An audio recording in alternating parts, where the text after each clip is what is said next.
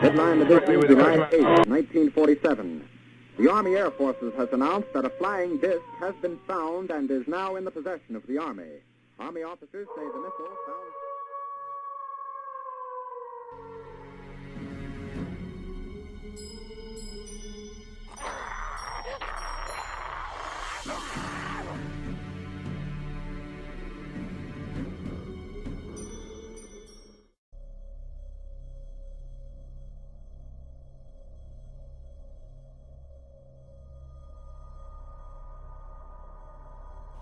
The Kelly-Hopkinsville incident took place on August 21st, 1955, at the farmhouse of the Sutton family located between Kelly and Hopkinsville, Kentucky.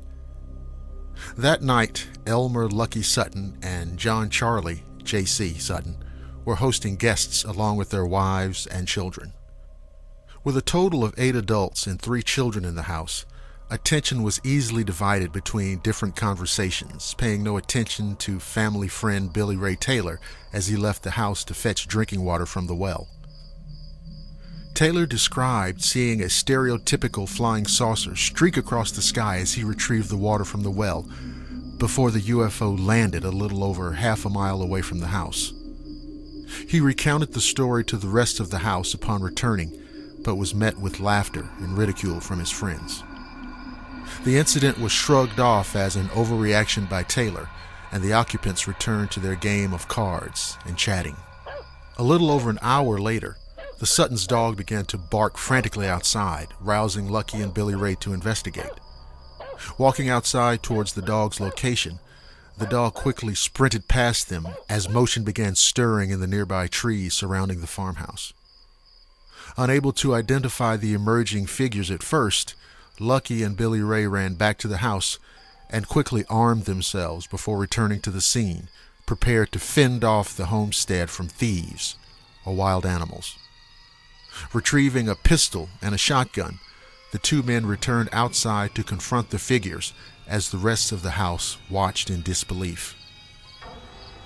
As the men stepped out onto the porch, they finally saw what had emerged from the forest.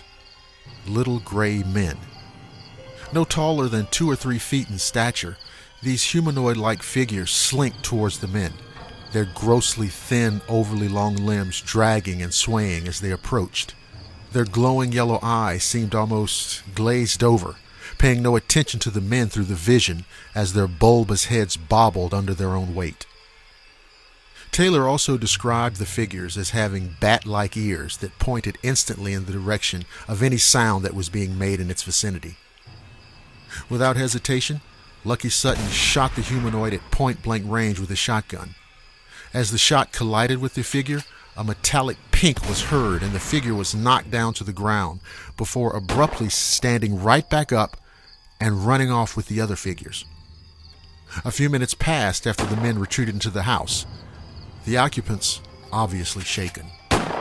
Over the course of the next 30 minutes, these figures would reappear and disappear, peering in through windows and scratching their claws against the panes of glass as if purposely intimidating the lodgers. Firing a reaction shot at one of the appearing figures, Lucky and Taylor once again ran outside to see if they had done any damage to the creature, this time only to be ambushed by one of the creatures standing on the overhang of the roof above the porch. The creature grabbed Billy Ray Taylor by the top of the head before he was pulled back inside by his wife, June.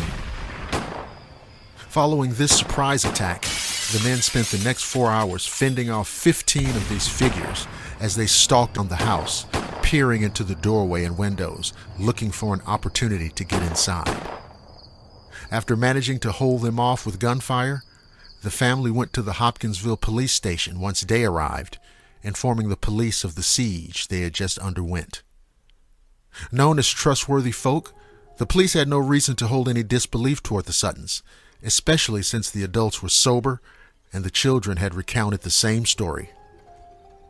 Upon investigation of the Sutton farmhouse, there was little evidence of any creature presence aside from a strange patch of glowing soil, but there was certainly evidence of gunfire as there were holes present in nearby trees, windows, and doors.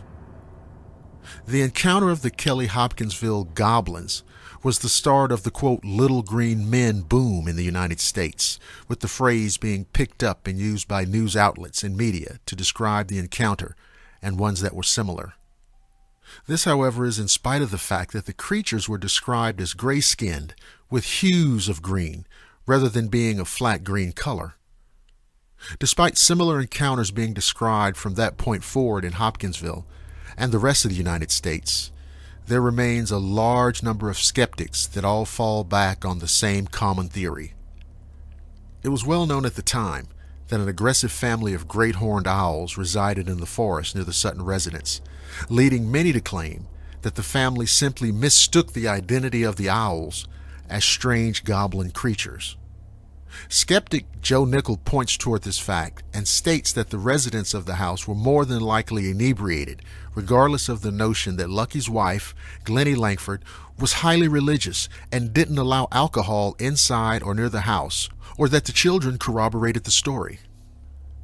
That being said, the owl explanation seems dubious. It is highly unlikely that great horned owls would be mistaken for the bizarre goblin-like creatures described.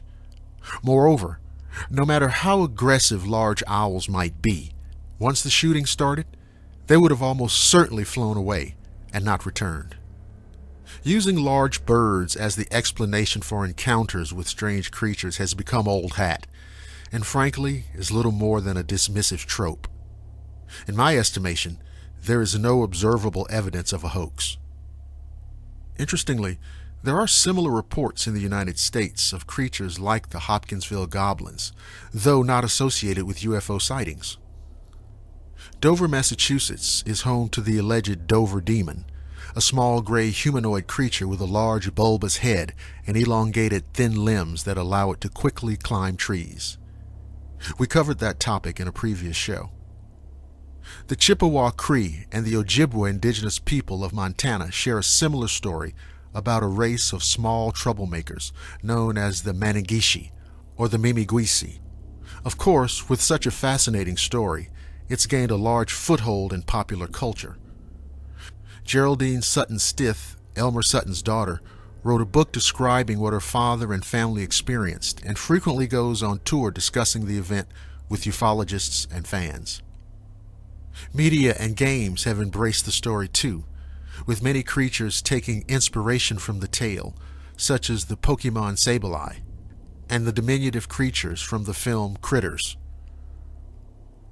The Kelly-Hopkinsville event may never be fully explained, as most of the family and friends present that night have passed away. Nevertheless, this strange tale of flying saucers and alien interlopers lives on. Thank you for listening to the Shadowland radio show. If you're listening on the Blackwater Media YouTube channel, don't forget to like, subscribe, and share. You can also listen at blackwatermedia.net and the Blackwater Media Facebook page. I'm Dr. William Lester, and I promise to see each and every one of you again on the flip side.